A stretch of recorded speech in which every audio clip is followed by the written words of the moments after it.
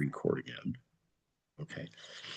To contrast what we said before about doing the mitzvah perfectly, which meant doing it because Hashem said to do it, and you do it out of love of Hashem, where you create the greatest advocate, versus what might be the standard advocate one might create. Maybe you did it out of habit. I always do this mitzvah. I just keep doing it. It's monotonous sometimes. Maybe it's not enthusiastic. Maybe it's superficial. Or for whatever reason it might have been, it's not, your heart's not into it. Again, you create an advocate, but it's not the same thing. The same thing is true, by the way, with the accusers. Based on the offense that someone does, is the kind of accuser person. If the person did something wrong, mildly, and there you can place a value. This we know because in the Torah it tells us various onashim, when there's the time of Bet HaMikdash, what korban the person would bring, or what would be there. There's a fancy word I never use, expiation. So we do that. There are certain things that are more severe than others.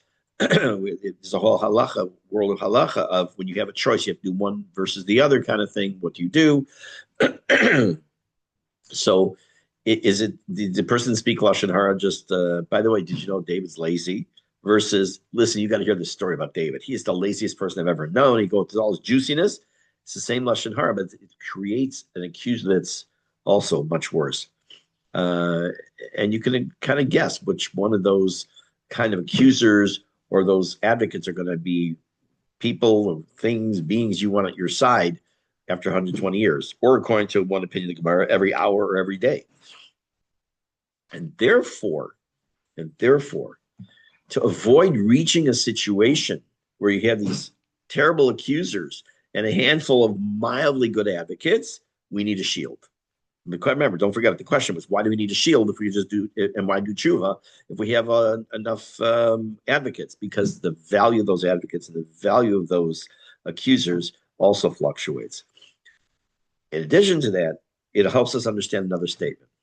The Gemara in Brachot says that the b'makom shebalei tshuva omdim. It's maybe more. It's a Mishne Gemara. But b'makom shebalei tshuva omdim ein tzadikim yicholim la'amod. A person, when you're in the presence of someone who's done proper tshuva, about tshuva, and by the way, all of us want to be balei tshuva, but when a person does tshuva, a true tzaddik cannot, and is standing there. Or sitting there, about a tzaddik can't even stand there. What does that even mean? What does that mean?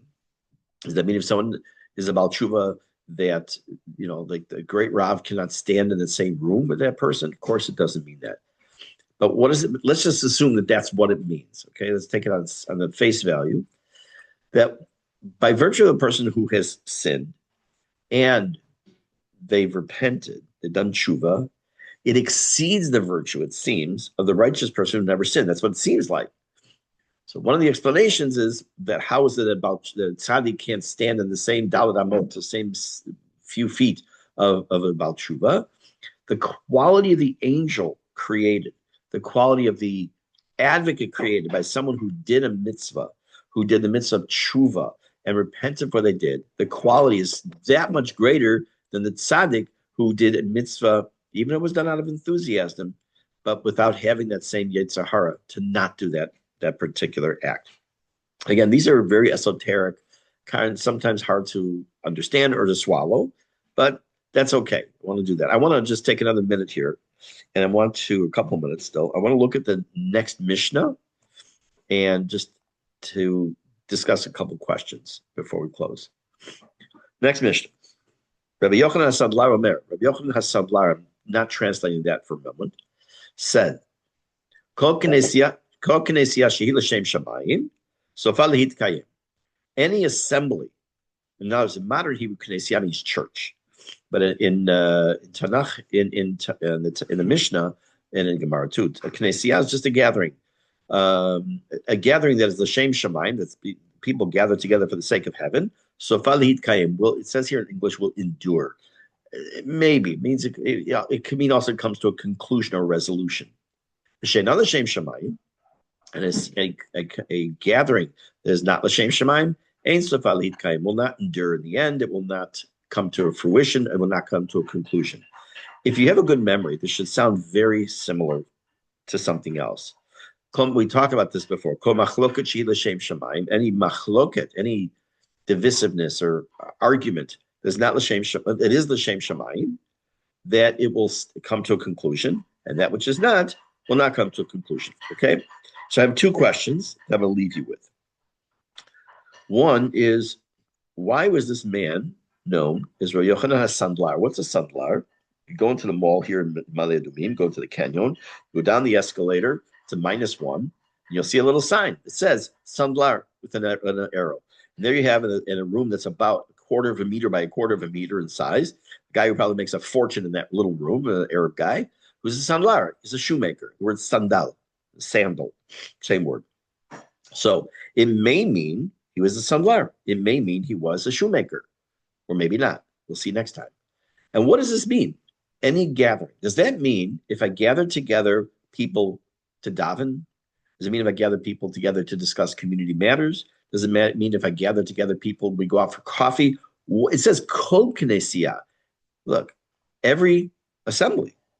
What is an assembly? What does that mean? So we have and what does it mean? L'shem shamayim.